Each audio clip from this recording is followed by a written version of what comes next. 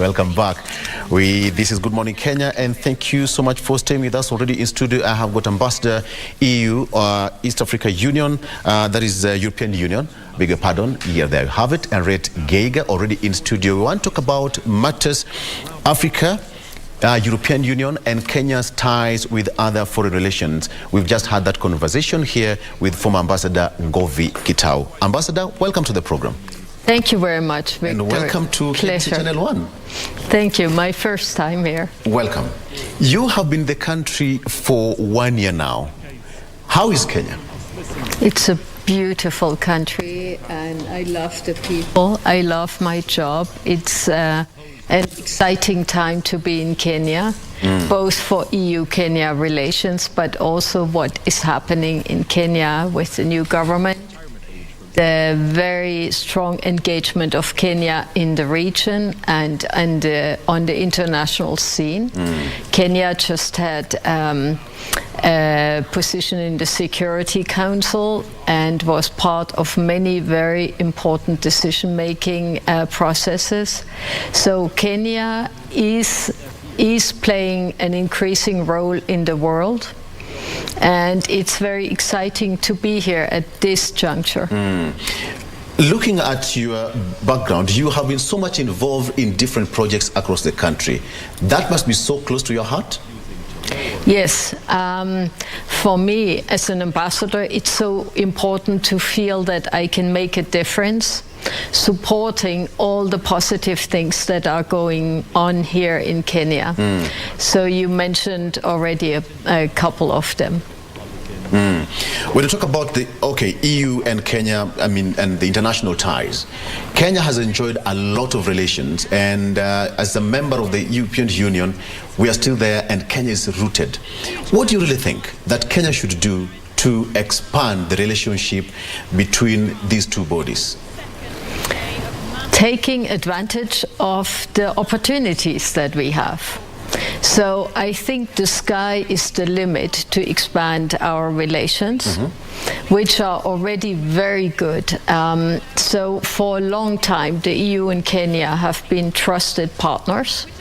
And last year, we decided to take this to a new level by starting a strategic dialogue between EU and Kenya to bring all our relations together in a comprehensive, high-level dialogue between the President and the EU. So at the EU level, the President of the European Council.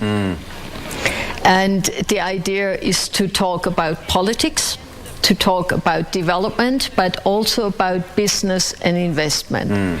And you know maybe that the EU is the largest trading partner for Kenya.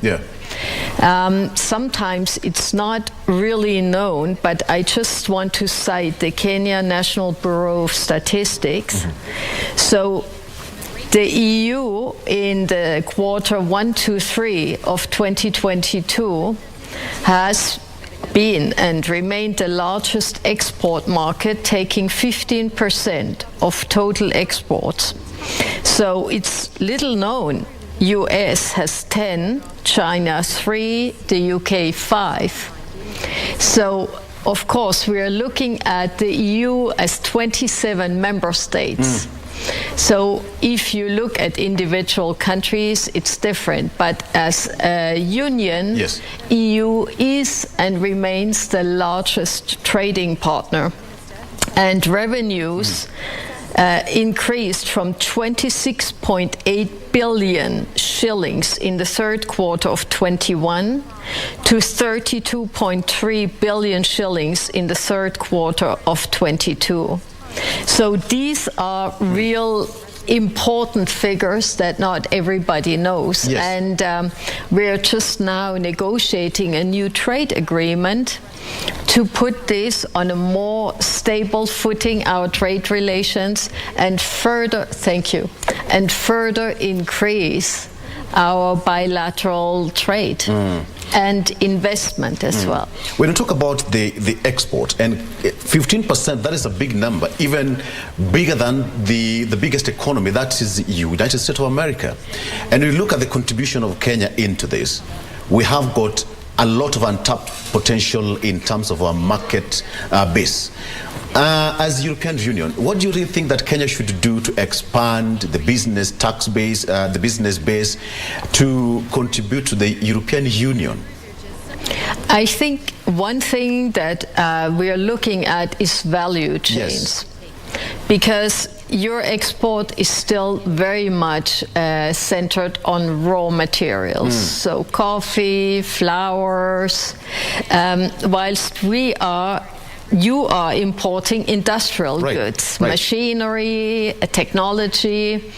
So by moving up the value chain, Kenya can do so much to have more earnings coming in. And the EU has programs to work on those value chains. And what is more, the EU itself is growing into a green economy now. So we are transiting to a green economy, and Kenya has that same ambition. For example, you're moving towards 100% renewable energy. Exactly. Very few countries in the world have that. Kenya should be very, very proud of that. And I know that the government now is trying to go to 100%. You know that the EU has also strongly supported that.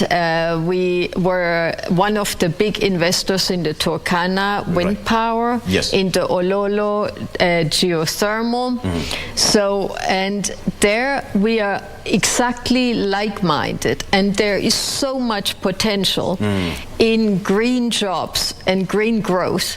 And that's why now in February 21 and 22nd, we're having a big EU-Kenya business forum where we bring business together from the two continents. So 250 key businesses from the EU, 250 invited businesses from Kenya.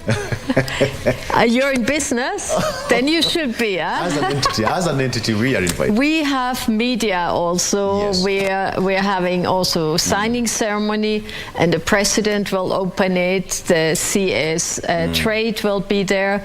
So the idea is a business-to-business conference in different areas, but all circling around green transition, green economy, what can be done in that space between the EU and Kenya, but all with businesses. So profits, jobs, growth. Profits, jobs, growth.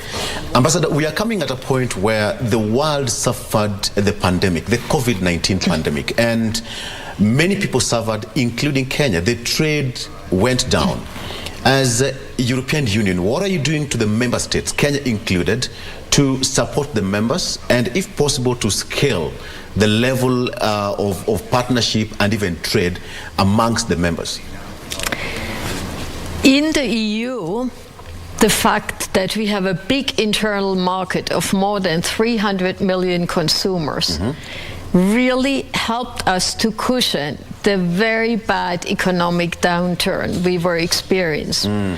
Because global trade basically went down dramatically into free fall. In fact, most countries are recovering right now.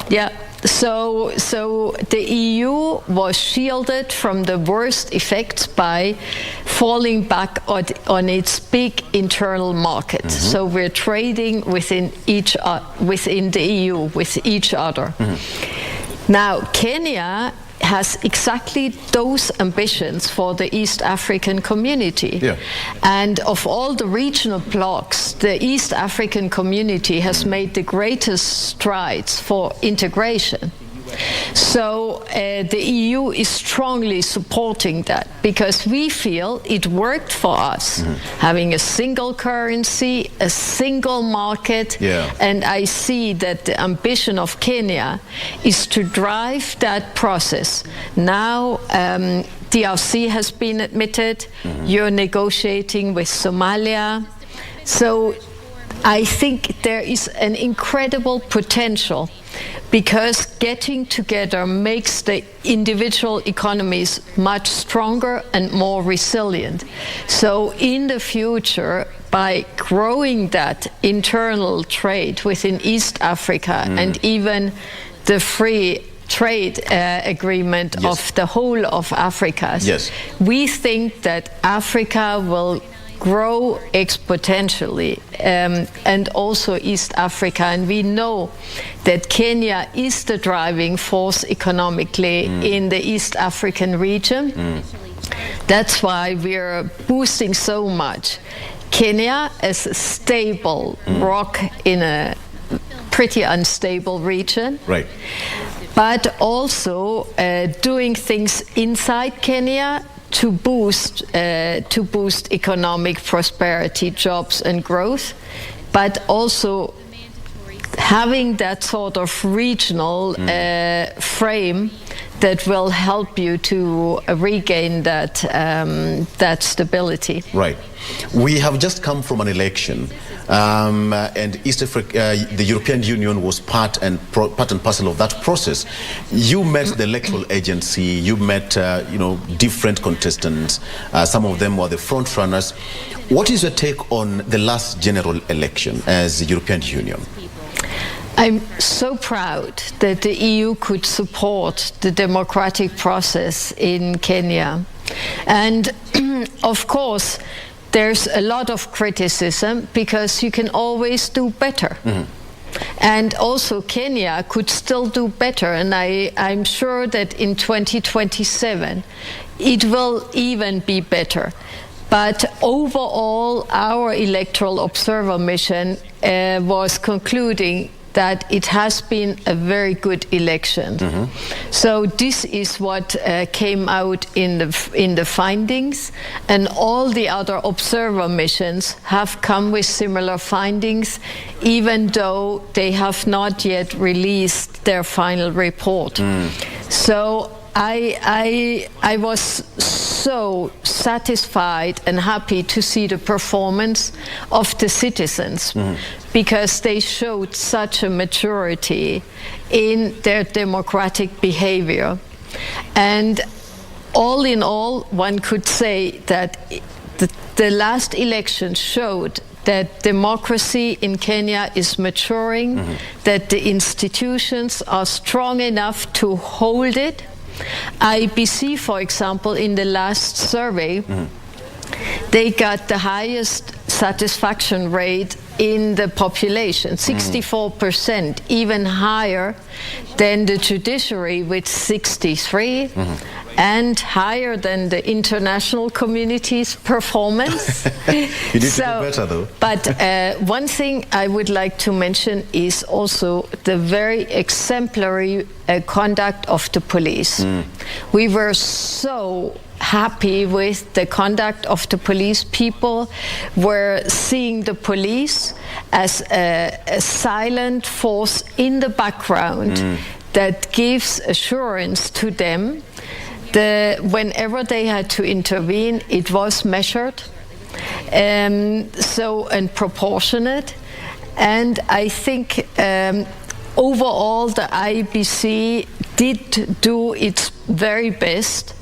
Of course, the fact that everything was put online immediately, and it was reported by all the media houses, the counting, gave so much trust and confidence of the citizens. So we have come up with recommendations what to do, for example, on campaign financing, women participation, especially youth participation. That was a problem.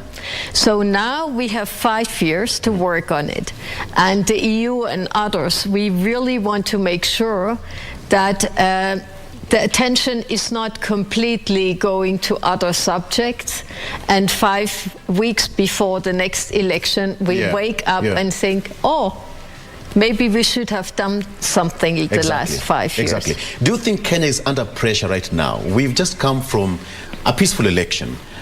We've had rocky past in our election. 2013 was okay, 2017 was again, and 2022 there was no spot of violence. As European Union, you must be putting a lot of pressure on Kenya to maintain that standard, I guess. I think I strongly believe that any sort of outside pressure or force is not doing much. So as an international actor, we can support something that is ongoing here, but we cannot impose anything. All of that is going away immediately as soon as the pressure is going away. This is a fundamental law of physics. If you apply force and you remove the force, it will snap back to where it was. So I don't believe in that. I believe in looking at what are the strong points and supporting those. And one of the strong points is civil society here. And also a very vibrant media landscape, a very strong private sector, a great potential in millions of youth, and the very strong women you have here. So this is what we have to bank on, and then make the institutions stronger. And we will start now working on this together with others, together with the government and the parliament. There are different actors that are needed, but of course we can only support what is being done here in Kenya. What is your rating in terms of, out of 100%, what is your rating from our election performance in Kenya as European Union? What is your rating? I would only give a rating now to the population, because I think the Kenyan citizens deserve 10 out of 10. 10 out of 10? Yeah. That's so ambitious on us, meaning that we did better. All right. We talked with the ambassador here, former ambassador of Kenya to South Korea. And in his remark, he said that Kenya stands at a very pivotal point in terms of trade globally. Do you see it as such as well? I think Kenya is at the moment making huge efforts to expand its trade and investment opportunities. So the new government has made an incredible outreach campaign, and I think what could be done internally is to even further improve the investment climate. Yes. So, because an investor wants to make sure that what comes in is protected and is yielding in the long run. So I think in terms of the investment climate, a lot still can be done, including really tackling the issue of corruption. I think this is an Achilles heel that we have in many countries. And if you tackle that credibly, there will be so much more confidence of investors. There's also a risk that Kenya will be blacklisted for money laundering. That has a lot of very negative consequences, but first and foremost, it's the reduced credibility of Kenya as an investment destination. And that is a big concern, if you may say. Yeah. But before being blacklisted, there are many steps. So normally a country has plenty of opportunities to take measures to avoid a blacklisting. And the EU has also programs to help to avoid countries getting on the blacklist. We are having a program now that is Africa-wide against against money laundering, because we really want to go against transnational organized crime, and that can only be done together globally. But we also support individual countries that want to firm up their policies. Ambassador, let me ask you this question. Kenya is one of the countries that is fighting global warming. The conference was just, concluded in Egypt. And if you look at what the president is doing right now, he's involved many sectors to plant millions of trees across the country. Do you really think that now this should be a global activity, if at all we need to curb global warming? Tree planting is excellent, but it's only one of the measures. So a lot has to happen, and I think the first and foremost thing we have to do is change the way we live. And that is very difficult. And that's why we talked about green energy. Yeah. So we have to change the way we live, the way we consume, the way we produce. That's why I'm talking about the green transition. Without having a system change across the world, we will not be able to stop climate change. Actually, many scientists say it is irreversible. Yeah. And what I'm so happy about is that now it sinks into everybody's mind. Because in the past years, there were so many climate change deniers. Yeah. And now there's no way of denying, because people see that in one part of the world, people live in huts that are standing underwater. Yeah. Some of the Pacific islands, there are families living in water. They have half a meter of water in their huts. Yeah. And whole islands need to be abandoned. Here in Kenya, you have an unprecedented drought that is threatening 6 million with hunger and worse. So the denial phase is over. I think everybody now knows that we have to get down to business to fight this. So tree planting is excellent, and we all know that this makes a big difference, but it's only one of the measures. Thank you. When you talk about elections, let me talk about gender equality, and I know this is also close to your heart. It always gets some kind of steps back. Anytime it goes to Parliament, the 2/3 gender rule is always a very big problem here in Kenya. We are lucky enough that in the last election in 2017, we had 3 governors, female governors. Right now, we have got 7. But that is not enough. Do you really think that the Kenyan government is doing enough to upscale that bit of 2/3 gender rule? I think the 2/3 gender rule is very good because it's a yardstick. Yes. But what needs to be done is to have a promotion of women in politics across all the different levels of government. But the men folk will say that politics is competitive. It doesn't have to be given to someone? I think giving it to someone is always an emergency tool. And it is far better if people are directly elected. And you see that more and more women are directly elected and make that jump from being designated to being elected. And I'm just looking at the 7 governors that we have now, female governors.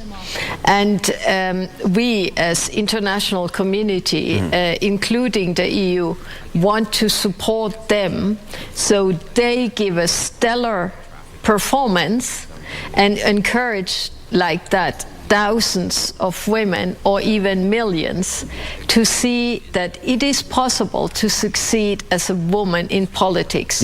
And many women told us how difficult it was for them to run. They were intimidated, their families were threatened, they were sexually threatened, slur campaigns against them, and the biggest obstacle was the campaign financing.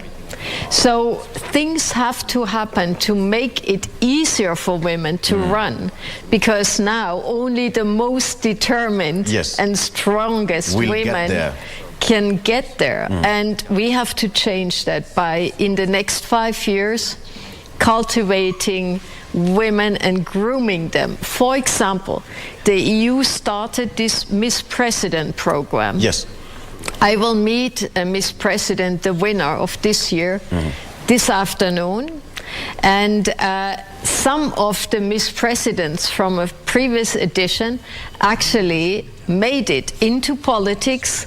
I know one of them sits in Parliament right now as we speak. So it's about what I call creating a goldfish pond of young women and seeing those women that are already in government, including the female CSs, they are an example for women across the country that this is an aspiration. And just wanted to share with you, my home country is Germany, and we had a chancellor, head of government for many, many years, 16 years. And there was this boy who asked a female chancellor, Merkel.